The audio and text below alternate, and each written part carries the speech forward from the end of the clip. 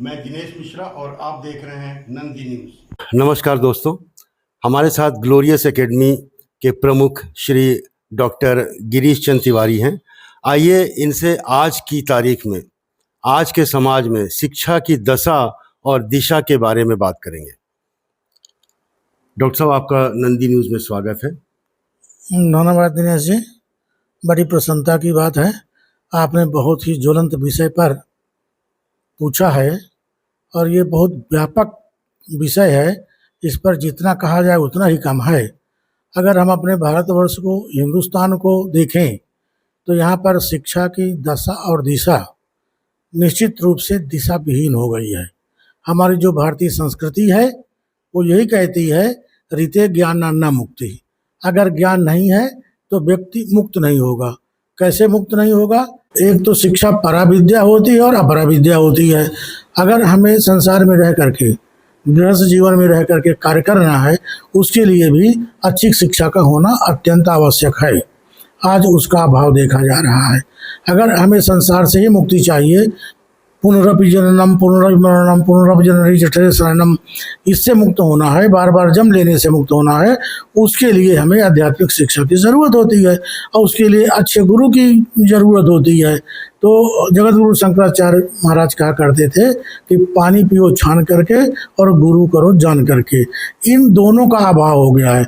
इस समय कोई मेहमान, छोटा सा मेहमान घर में आता है या कोई स्कूल में पार्टी की जाती है तो क्या मंगाया जाता है? बोतल वाला पानी। अब उसमें क्या रखा गया है कोई नहीं जानता है। तो पानी का भी तो निश्चित नहीं रह गया है, शुद्ध पानी नहीं रह गया है।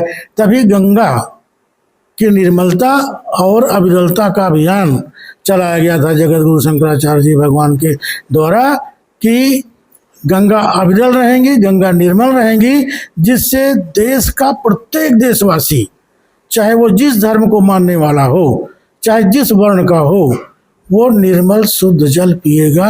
इसलिए गंगा की निर्मलता और गंगा की अविरलता की ज़रूरत थी। जहाँ तक शिक्षा की बात है, गुरुकुलों को तोड़ दिया गया था, प्लानिंग करके तोड़ा गया था, मदरसा डाल दिए गए थे। उसके बाद जब अंग्रेज़ों का शासन आया, उन लोगों ने उन पर प्रहार किया और अंग्रेजी शिक्षा का बोलबाला हो गया। आज हम क्या कर रहे हैं? हिंदी ने संस्कृत को ख़त्म किया और उसको अंग्रेजी ने ख़त्म कर दिया। आज अंग्रेजियत का बोलबाला है। अंग्रेज लोग तो चले गए हैं, लेकिन यहाँ शासन करने वाले गुलाम मानसिकता के लोग हैं। इसलिए शिक्षा अपनी दुर्दशा को प्राप्त हो रही है। जितने राज्य हैं उतने प्रकार के बोर्ड हैं और उसके अंदर भी तुष्टीकरण के लिए इस भाषा को रखिए, उस भाषा को रखिए, उस भाषा को रखिए। बच्चों की जो दशा चल रही है, गार्जियन के पास बिल्कुल समय नहीं है जो बच्चों को समय दे, तो मजबूर हैं आसपास की शिक्षा में, प्राइवेट स्कूलों में। प्राइवेट स्कूल इसलिए कह रहा हूँ कि सरकार की शिक्षा प्रणाली फेल हो चुकी है, ध्वस्त हो चुकी है और वो भ्रष्टाचार का शिकार हो चुकी है। वहाँ पर तो जब भी मार्च खत्म हो जाता है, अप्रैल लग जाता है, तो स्कूल चलो अभियान 4-4, 10-10, 15-15, 20 बच्चे लेकर के और वहाँ के सरकारी स्कूलों में कार्य करने वाले अध्यापक जुलूस निकालने लगते हैं, बच्चों का आह्वान करने लगते हैं। मिड डे मील दिया जाता है, पुस्तकें दी जाती हैं और वस्त्र दिए जाते हैं। उसके बावजूद भी वहाँ संख्या नहीं बढ़ रही है। तमाम प्रकार के प्रयोग किए जा रहे हैं। वहाँ पर वो लोग बिना किसी मार्कशीट के, बिना किसी टीसी के अपने यहाँ प्रवेश ले लेते हैं और प्राइवेट स्कूलों में जाने से रोकते हैं। खबरें निकल करके आई थी कि जो बच्चे ड्रेस में नहीं जाएंगे सरकारी स्कूलों में, उनके माता पिता को राशन की दुकानों से राशन नहीं मिलेगा। इस पे आपका क्या कहना है? इस पे तो हम ज़्यादा क्या कहेंगे। सरकार के पास फंड हैं और वो ड्रेस देती है। कब देती है? सत्र शुरू होने के पहले देगी या सत्र समाप्त होने के बाद देगी। इस पर मैं ज़्यादा नहीं कह सकता। आलोचनाएं होती रहती हैं, पुस्तकों की भी आलोचनाएं होती हैं, हमारे एनसीईआरटी की आलोचना होती है। जब भी देखिए एनसीईआरटी की पुस्तकें उपलब्ध नहीं होती हैं तो प्राइवेट स्कूल चलाएं कैसे? वो उपलब्ध ही नहीं हो पाती हैं तो प्राइवेट पब्लिकेशन का सहारा लेना पड़ता है। वो केस सुप्रीम कोर्ट तक जाता है। सुप्रीम कोर्ट कहता है कि इसमें प्रतिबंध नहीं लगाया जा सकता है, चाहे जिस प्रकाशन की पुस्तकें पढ़ें, लेकिन जो सिलेबस निर्धारित किया गया है उसके अंतर्गत होना चाहिए। मैं पुनः अपनी बात पर आऊँगा। हम अध्यापक वर्ग, शिक्षाविद अगर देश की स्थितियों के अनुसार शिक्षा नहीं दे पाएंगे तो वही है कि हम गुलाम मानसिकता को बढ़ावा दे रहे हैं। शिक्षा को नौकरी परक बनाया गया है, बच्चा शिक्षित हो जाए, उसको नौकरी मिल जाए, ये देखा जा रहा है। आत्मनिर्भरता की ओर जब तक शिक्षा नहीं जाती है तब तक यही स्थिति बनी रहेगी। गार्जियन हमेशा कंफ्यूज रहेगा, परेशान रहेगा, बच्चे को डांटेगा, स्कूल में टीचर से लड़ने आएगा कि आप लोग क्या पढ़ाते हैं, और कोचिंग वाले उसका दोहन करेंगे, बढ़ चढ़ कर के दोहन करेंगे। अभी हम लोगों ने देखा कि एक प्रख्यात कोचिंग को सरकारी बच्चों में को पढ़ाने के लिए या छात्रावासों से उनको जोड़ दिया गया है। तो ये सब क्या है? ये यही कह रहा है ना कि कोचिंग को बढ़ावा दिया जाए। तो जब कोचिंग को बढ़ावा दिया जाएगा तो गार्जियन का डबल दोहन होगा। प्राइवेट स्कूल की फीस ज़्यादा होती है, स्वाभाविक है, वहाँ देना पड़ेगा, और कोचिंग की देना पड़ेगा, और बच्चे को डबल मेहनत होगी तो कहीं ना कहीं से वो क्लास बंक करेगा। उसके बाद बोर्ड दबाव डालेगा, 75% अटेंडेंस होनी चाहिए। इसी में गार्जियन, बच्चे और शिक्षक, स्कूल संचालक परेशान रहते हैं। तिवारी सर, स्कूलों में एडमिशन का दौर शुरू हो गया है। खबरें निकल कर के आ रही हैं कि स्कूल मैनेजमेंट गार्जियन को प्रेशर डालते हैं कि आप यहीं से भी, इसी विद्यालय से स्कूल ड्रेस खरीदिए, किताबें खरीदिए, कॉपियां खरीदिए, जिससे स्कूल के इस रवैये से गार्जियन के ऊपर दोहरा प्रेशर पड़ता है। हर साल एडमिशन फ़ीस देनी होती है, जबकि बच्चा उसी विद्यालय में पढ़ रहा है, फिर भी हर साल एडमिशन फ़ीस क्यों देनी पड़ती है? इस पर आप क्या कहेंगे? यह एक प्रकार का भ्रम फैलाया जा रहा है। अब कौन भ्रम फैला रहा है तो मैं नहीं कहता। जब से आरटी एक्ट लागू हो गया है तब से इस विषय पर रोक लग गई है। अगर बच्चा क्लास 1 में एडमिशन किसी भी विद्यालय में लेता है, चाहे जो विद्यालय हो, अब उसको पुनः प्रवेश शुल्क नहीं लगना है। दूसरा, मंथली फीस के विषय में है। एक फीस निर्धारित कर दी गई है और वो हर साल निर्धारित स्कूल करते हैं। जीडीपी के अनुसार वो 3%, 5% जैसा शिक्षकों की तनख्वाह पर बढ़ाते हैं वैसा ही वो कर सकते हैं, उससे ज़्यादा फीस बढ़ा नहीं सकते हैं। तो ये तो एक प्रकार की अफवाह है। जहाँ तक यूनिफॉर्म की बात है, हर विद्यालय अपना यूनिफॉर्म रखने के लिए स्वतंत्र है और वो अपना करता है।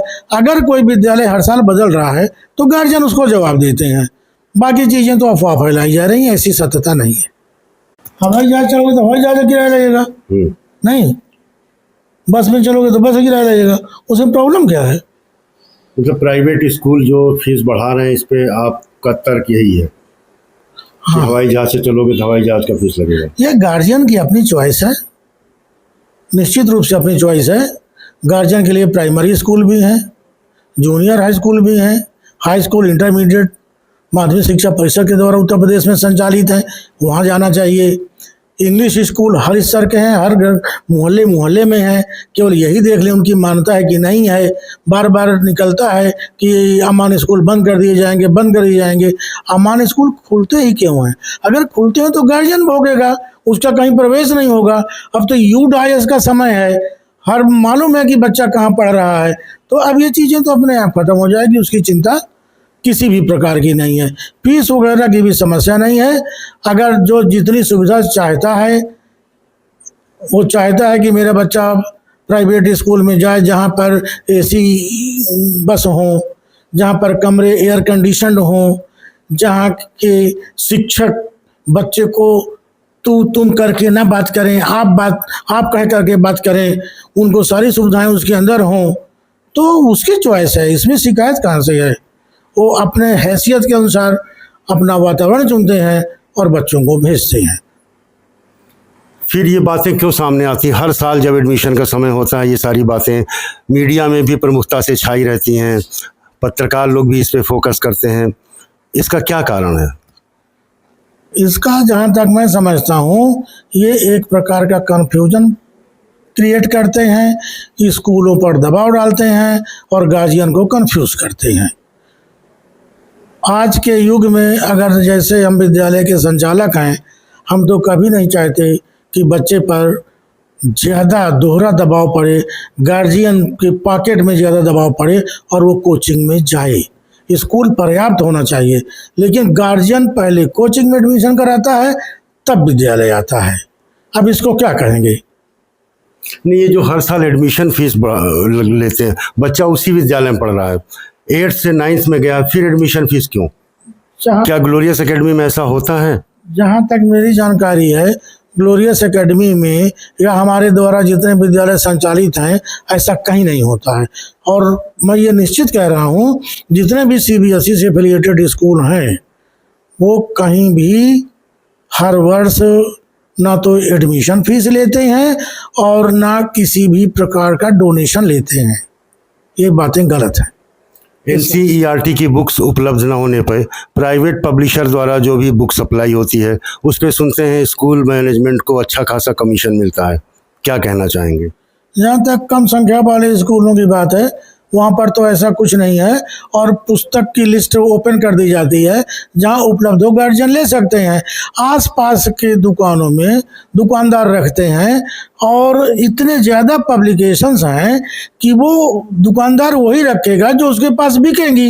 वो स्कूलों से संपर्क करते हैं और पुस्तकें रखते हैं। स्कूलों को कमीशन मिलता है, ये तो मैं नहीं कह सकता हूँ, क्योंकि ये हमारे संज्ञान में कभी आया नहीं है। नंदी न्यूज़ से बात करने के लिए धन्यवाद। धन्यवाद मिश्रा जी।